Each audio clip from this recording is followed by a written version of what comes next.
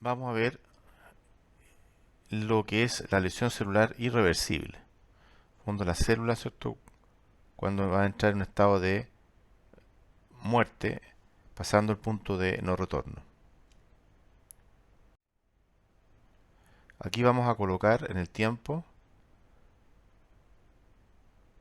una serie de eventos que van ocurriendo a partir del proceso de muerte celular. Suponemos que la célula ha entrado en un punto que es el punto de no retorno.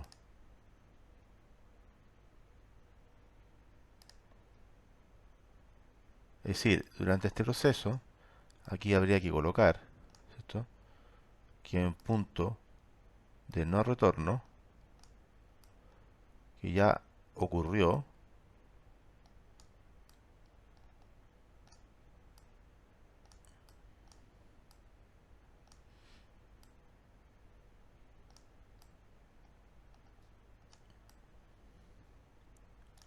y por lo tanto, a partir de este proceso, nosotros ya la célula entra en un estado de irreversibilidad. El primer evento que se puede manifestar es el nivel mitocondrial, donde hay vacuolización de las mitocondrias a nivel de microscopía electrónica. Esto no se ve en la microscopía de luz, ¿cierto? No es evidenciable, es un cambio solamente en microscopía electrónica, pero es uno de los primeros eventos morfológicos que ocurren durante el proceso de muerte celular.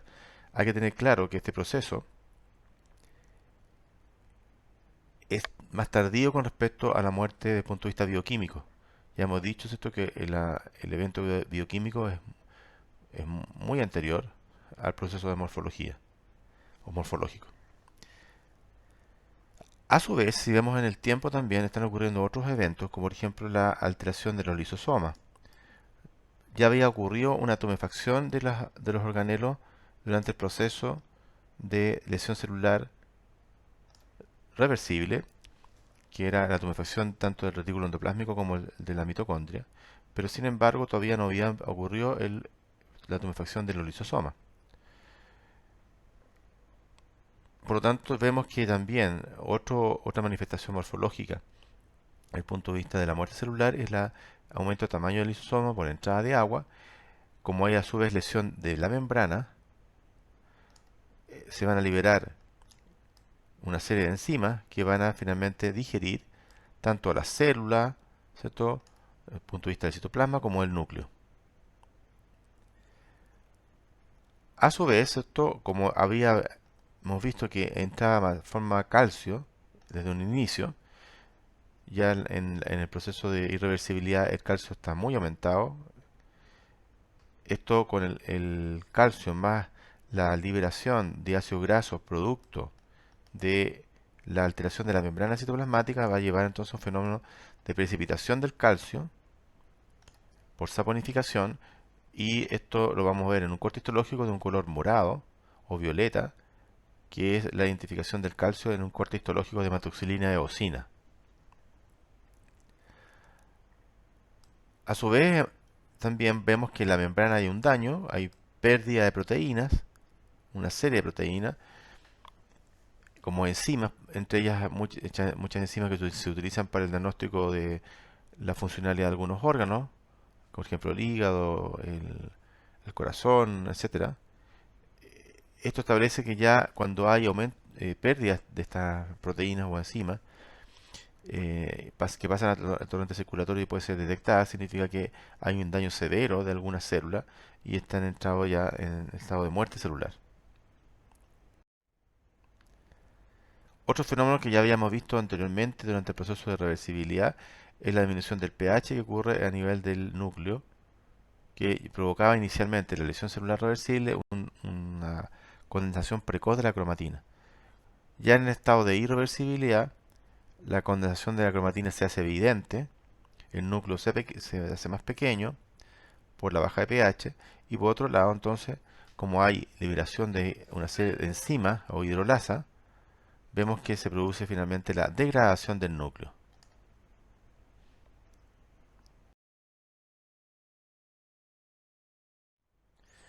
Esto se puede evidenciar entonces acá en esta fotografía donde vemos que hay ruptura del lisosoma con liberación de enzimas, pero también vemos los cambios nucleares que están ocurriendo. Inicialmente lo que es pignosis, debido a la disminución de pH, luego la carorrexis, debido a la activación del sistema enzimático que van degradando el núcleo, y finalmente la carolisis, que es por la misma acción de las enzimas que finalmente degradan completamente el núcleo.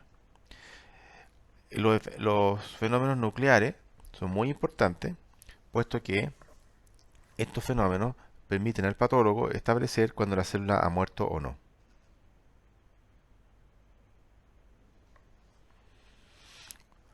También obviamente habrán otros fenómenos, defectos de membrana, de distinto tipo, lisis de algunos organelos y tumefacción aún mayor de las células, debido a que ya como hay un daño de membrana irreparable, entra cada vez más agua a la célula hasta que finalmente se degrada.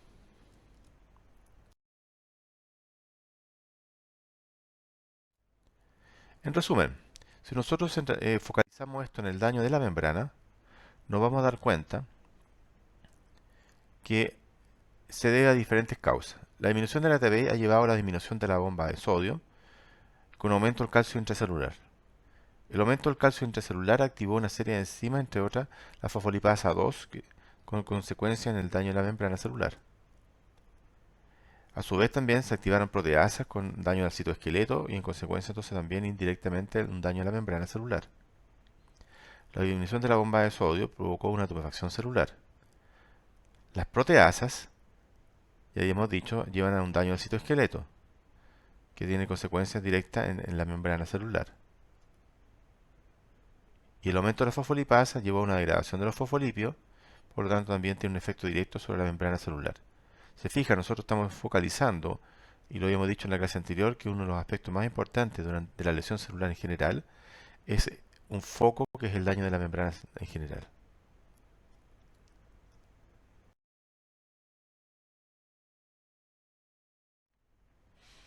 Otro aspecto importante que vamos a resumir es lo que está ocurriendo a nivel nuclear.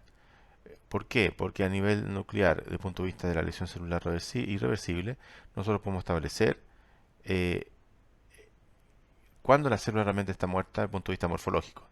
Y utilizamos el patrón nuclear, ya sea pignosis, carorrexis o carolisis. Por ejemplo, vamos a ver acá esta diapositiva donde vemos la necrosis y los cambios morfológicos que ocurren en el núcleo. En primer lugar, este es un lumen de un túbulo. Perdón, este es, digamos, el epitelio tubular.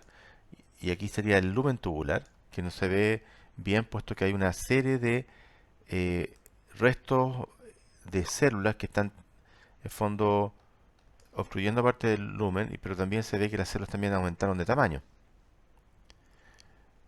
Vemos que se producen algunos fenómenos que ya hemos establecido, como la pignosis y también carolisis. Sin embargo, la lesión del lumen, o más bien del epitelio tubular, no es uniforme, puesto que vemos que hay zonas donde la lesión no es tan evidente, e incluso en los túbulos vecinos, no todas las células están en proceso de necrosis, por ejemplo, que acabo de marcar, también más bien pareciera que está en un estado más bien de degeneración celular reversible, donde hay más tumefacción y poco daño o menos daño de las células en general. Eso es lo que ocurre normalmente cuando vemos una lesión celular en un tejido, vemos que hay una heterogeneidad desde el punto de vista de la difusión o diseminación del problema. Una cosa importante de lo que estamos mostrando en estos momentos es que la histología tiene que ver mucho con lo que nosotros tratamos de intentar mostrarles a ustedes, ¿cierto? Y es algo lo que ven. Y ya hemos hablado, ¿cierto?, de que mucho de esto depende de la percepción propia de las personas, ¿cierto? El, eh, el cómo ve las cosas.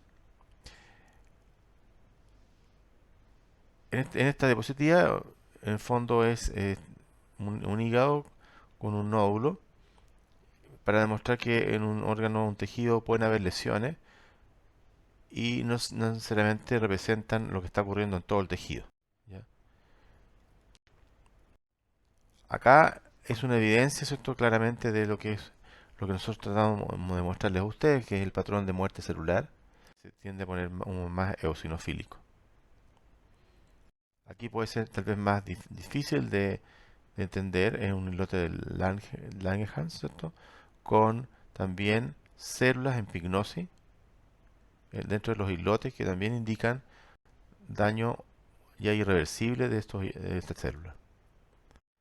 En neuronas ya en un estado más avanzado, vemos que esta neurona ya ha perdido el núcleo, o sea, hay una cariolisis evidente, y todavía queda resto citoplasmático de esta célula.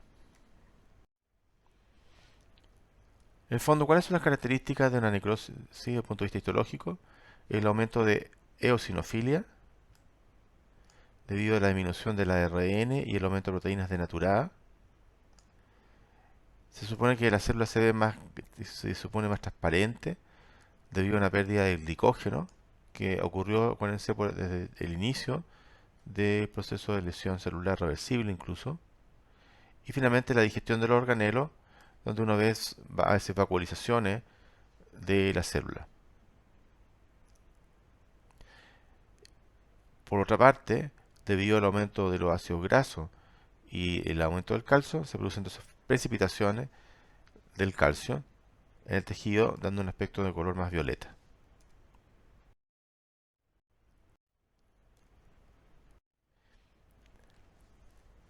Nosotros, desde el punto de vista de las fases de la necrosis, podemos establecer que existe una fase denominada de necrobiosis, que es la fase donde la célula no presenta cambios morfológicos, a pesar de que la célula está muerta. Y esto puede tener varias horas, ¿cierto?, del momento que ocurre el cambio bioquímico, hasta que realmente empiezan a aparecer primero los primeros cambios morfológicos. Entonces tenemos una fase de muerte celular donde no hay evidencia morfológica de muerte celular, denominada necrobiosis. Luego una fase donde sí hay una evidencia de del cambio morfológico, se denomina necrofanerosis, y esto puede presentarse entre días a semanas. Y finalmente una fase de necrolisis. ¿Qué consideramos como necrobiosis? El tiempo que va entre la muerte y el proceso de necrofanerosis. Por microscopía de luz son más o menos entre 6 a 8 horas, que esto es bastante variable, porque pueden ser incluso algunos días. Mediante microscopio de fase contrastada pueden ser aproximadamente 2 horas, y mediante microscopía electrónica de transmisión aproximadamente 1 a 2 horas. ¿Qué es lo que se considera como necrofanerosis? Está definido por las alteraciones de microscopía de luz. Estos fenómenos ocurren no antes de 6 horas y puede durar varios días.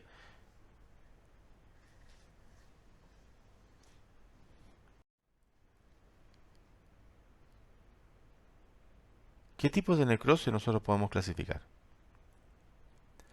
Lo que se conoce como necrosis de coagulación, necrosis de caseificación y la necrosis de liquefacción. La necrosis de coagulación indica que hay alteraciones nucleares, hay acidofilia, pero lo más importante es que la silueta del órgano o del tejido permanece. Entonces uno puede identificar por histología, ¿cierto?, el órgano aproximadamente. Ejemplo, por ejemplo, el infarto del miocardio en el hombre. Ahí he remarcado lo más importante, ¿cierto?, que nosotros consideramos para detectar o establecer la necrosis de coagulación. En este caso, una necrosis cortical en un cachorro recién nacido con virus herpes. Las zonas más claras en este riñón, o estos dos riñones, son áreas donde hay necrosis cortical. Lo mismo ocurre acá en el hígado con necrosis de coagulación también, en este órgano de bovino. Este es un caso clásico de infarto renal, en donde hay una necrosis de coagulación a la mano izquierda.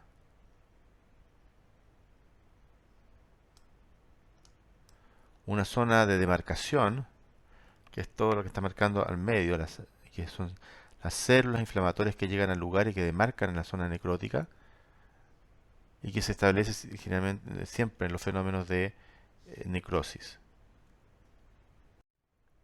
Acá tenemos una necrosis de coagulación en riñón.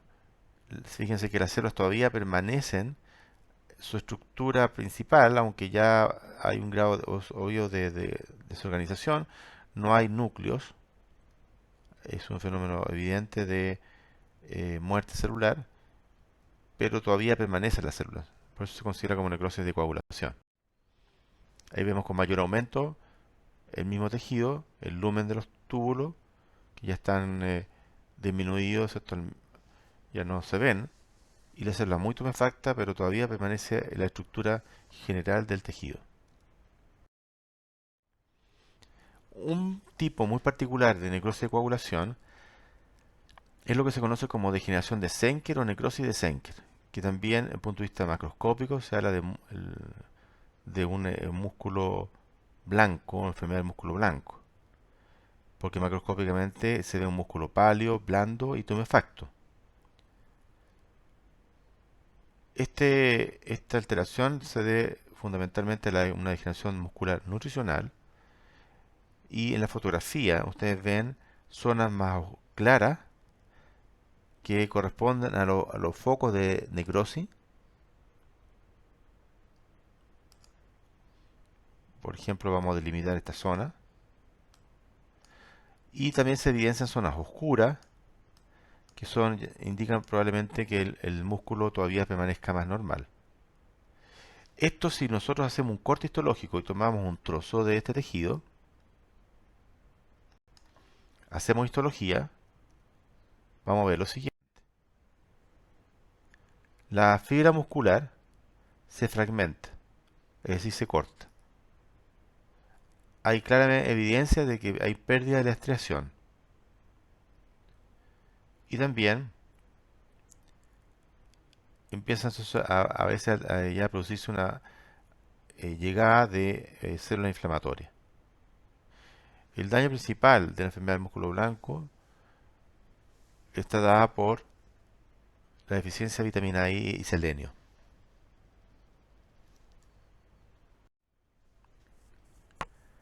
Lo segundo tipo es la necrosis de calcificación, donde fundamentalmente ya hay detritus celulares. El mejor ejemplo es la tuberculosis. Vamos a mostrar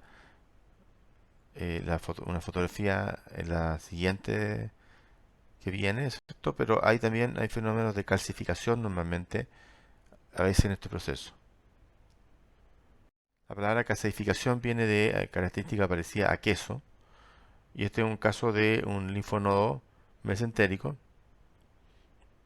de un cerdo y que está con múltiples focos gaseosos debido a tuberculosis.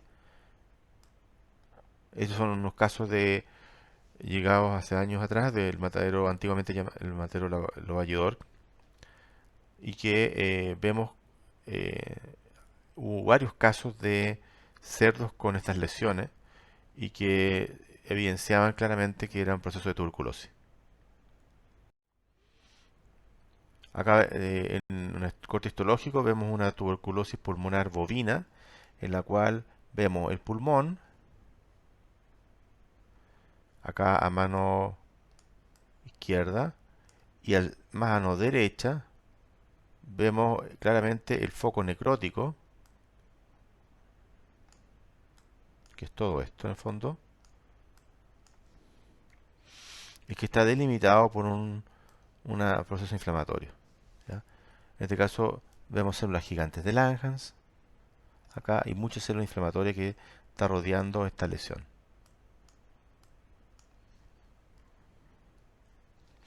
Nótese también que hay este color más morado se debe a lo que hablábamos en el proceso de necrosis, que es el calcio cuando se precipita en los tejidos.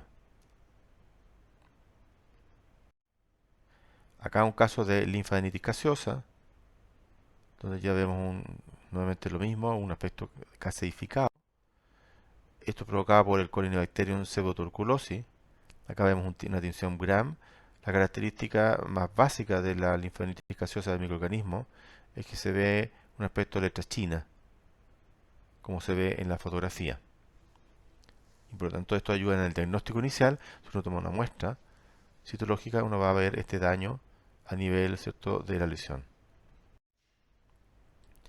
Lógicamente la linfadenitis gaseosa es mucho más conocida a nivel de la oveja, pero también se presenta en cabras, como aparece en esta diapositiva, y lo muestro porque la producción de caprino en general en Chile ha aumentado y se ha traído caprinos con características, por ejemplo, lecheras, otras para producir bastante pelo, y vemos que las lesiones son muy similares a las descritas en ovejas. Por ejemplo, aquí vemos la distribución a nivel de la cabeza, que son las lesiones más frecuentes, y también a nivel del cuerpo a mano izquierda. Como dice ahí, la infección ocurre principalmente mediante las heridas ocasionadas al toparse con la cabeza, heridas superficiales, y los cortes producidos durante la esquila. Sin embargo, también es posible producirse la infección mediante la ingestión, inhalación o por la penetración a través de la piel, aunque estas formas son mucho menos probables. En este otro caso tenemos en oveja una típica linfadenitis gaseosa.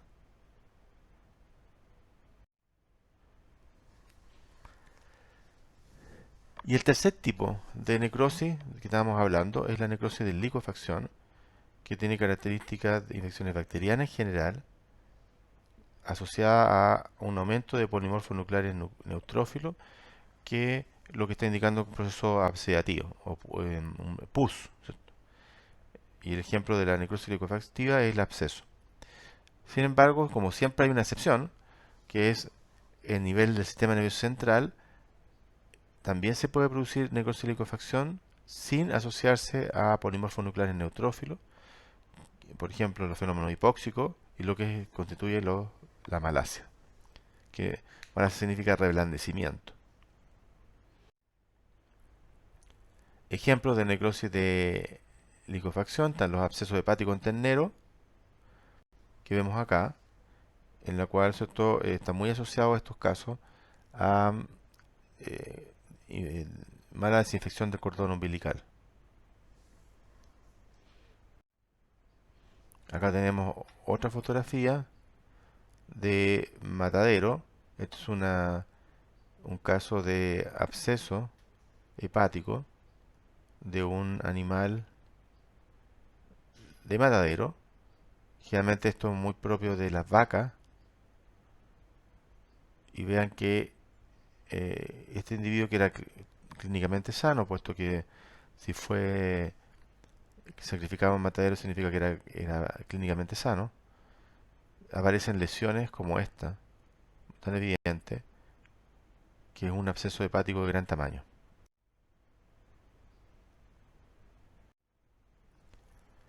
Tipos particulares de necrosis. Está el fenómeno de necrosis grasa, también llamada necrosis enzimática de la grasa, que es producto normalmente de pancreatitis. Ejemplo, en el perro, la pancreatitis lleva a una liberación de lipasas que degradan la grasa o la atmósfera abdominal, la grasa que rodea algunos tejidos y órganos o que están presentes en el abdomen, y que llevan a la liberación de ácido graso. Estos ácidos grasos conjunto con el calcio precipitan y dan origen a un fenómeno de necrosis grasa. También esta necrosis grasa se ha visto en procesos traumáticos.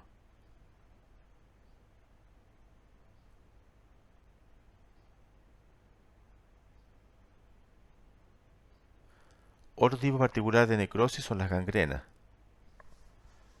que es la necrosis más la putrefacción. Esto se puede dar en piel, pulmón, intestino, glándula mamaria. Vamos a hablar posteriormente de ello. Este es un ejemplo de necrosis grasa en felino debido a una pancreatitis se ven los puntos blancos que están marcados con la flecha, son indicativas de dónde está la lesión y que es la precipitación de calcio en la zona a consecuencia de la pancreatitis.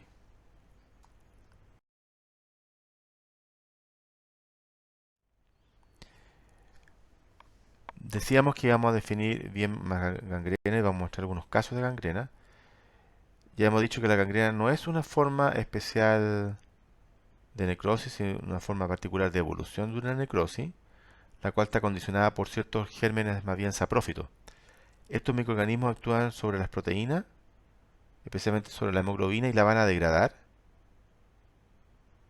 y van a producir el típico color negruzco que es característica de las gangrenas. De esta manera nosotros podemos hablar de diferentes tipos de gangrena. Las gangrenas de origen isquémico, donde están las gangrenas secas, donde hay evaporación, y esto se puede dar tanto en las puntas de las orejas, en las colas, en los dedos por congelación. En la gangrena húmeda, donde hay edema, los gérmenes saprófitos penetran en los tejidos subyacentes, donde van a proliferar y dan origen a un estado tóxico. En este caso, por ejemplo, la torsión intestinal o la mastitis gangrenosa. La gangrena seca, que no hemos nombrado recién, generalmente ocurre en la piel, es por ejemplo, por congelación, vasoconstricción o ese vendaje muy ajustado. Este es el mejor ejemplo, de una foto humana, ¿cierto? Donde se ve el color negruzco de la piel, un aspecto deshidratado, acartonado, y que es producto, ese color, de la bacteria y los saprófitos que han crecido y se desarrollan en esta zona isquémica, degradando la hemoglobina. En el cerdo es bien frecuente la necrosis de la punta de las orejas y también de los miembros, la punta de los miembros, ¿cierto? En el caso de del ergotismo, que es un hongo que se ve a mano izquierda, que se denomina Claviceps purpurea, o cornezuelo del centeno, que es un hongo que produce vasoconstricción periférica. Acá tenemos un caso en bovinos de ergotismo, también donde hay una isquemia del miembro, y ustedes ven que a veces hay pérdida de parte del miembro. Ese color negro también es producto de la gangrena. Con respecto a la gangrena húmeda, tenemos la típica mastitis gangrenosa, donde por algunas cepas de estafilococo, por ejemplo, pueden generar esta lesión, llevando a una vasoconstricción y luego entonces una degradación por producto de saprófito del tejido. Generalmente afecta a uno de los cuartos. En el lóbulo intestinal, acá, en un cerdo, también, ¿cierto? Este es un típico ejemplo de gangrena húmeda, donde hay eh, una hipoxia, ese tejido, una isquemia generalizada, el tejido afectado, y las bacterias, en este caso del intestino, son los que dan este color oscuro por la degradación también de la bacteria y también, por supuesto, por la congestión que se genera del tejido. Hay un segundo tipo que nosotros vamos a clasificar, que son las gangrenas de origen infeccioso, que hay un agente saprófito que invade un tejido o órgano y normalmente este agente se encuentra en el medio ambiente. Como ejemplo tenemos el edema maligno por Clostridium septicum, el carbunclo sintomático provocado por Clostridium chovei, que también se llama mancha, la neumonía gangrenosa, que son las neumonias por aspiración, y también a veces las mordeduras por lesión de las pieles, especialmente en los perros. Esta es una fotografía de un carbunclo sintomático. Ustedes ven todas estas zonas oscuras corresponden a la zona gangrena, producto de microorganismos, ¿cierto?, que degrada el tejido en un ambiente anaeróbico. En todo caso, esta es una neumonía gangrenosa en humanos, producto de una aspiración de, puede ser de alimentos o de medicamentos, cualquier cosa que se haya por falsa vía y que entonces lleva a bacterias o hongos u otros agentes que entran por la vía respiratoria.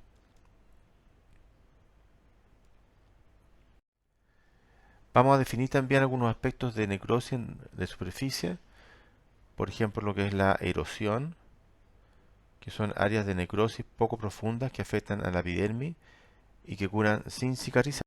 Por ejemplo, esta dermatitis periocular de origen desconocido, que una lesión que compromete solo la epidermis y no hay cicatriz. El otro concepto es la úlcera, que es una forma de un aspecto crateriforme de una superficie producida por necrosis y desprendimiento del material necrótico y que afecta, por ejemplo, los tejidos superficiales y profundos. El mejor ejemplo en humanos es la úlcera gástrica. Pero aquí vemos, por ejemplo, también una úlcera a nivel de un gato en la mucosa bucal, producto de una úlcera de tipo eosinofílica. Las lesiones comprometen la dermis y dejan cicatriz.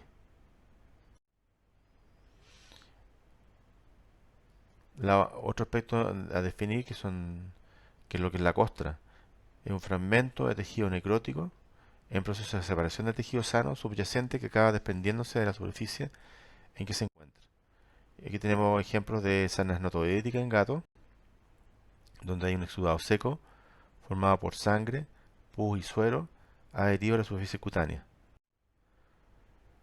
También en lo que es el concepto de escara, que son grandes zonas de necrosis dado por la presión del cuerpo en alguna zona en particular. Por ejemplo, ahí se muestra en el humano, mano izquierda, pero nosotros también sabemos que en los grandes animales también se dan zonas de escara cuando permanecen mucho tiempo eh, botados en el suelo por algún tipo de enfermedad, como es el síndrome de la vaca caída, donde nosotros vamos a tener zonas donde van a quedar con mayor presión y por lo tanto con mayor posibilidad de hacer este grandes fenómenos necróticos debido a la presión que se ejerce en la zona y disminución de la irrigación de esa área.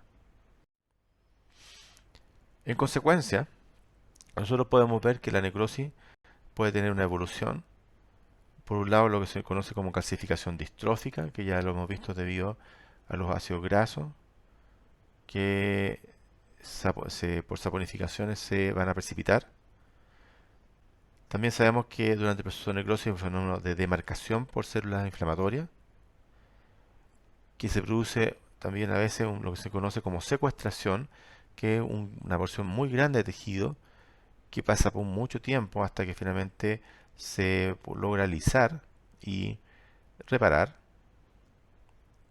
Lo normal es que el proceso de necrosis haya un proceso de resorción y finalmente puede dejar cicatriz. A veces vemos también fenómenos de lisis y que puede dar origen a lo que se conoce como cavidad quística.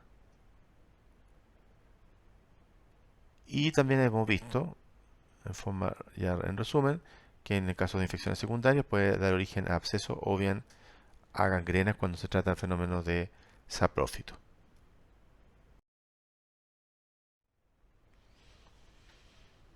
En la clase posterior nosotros veremos acúmulos intracelulares.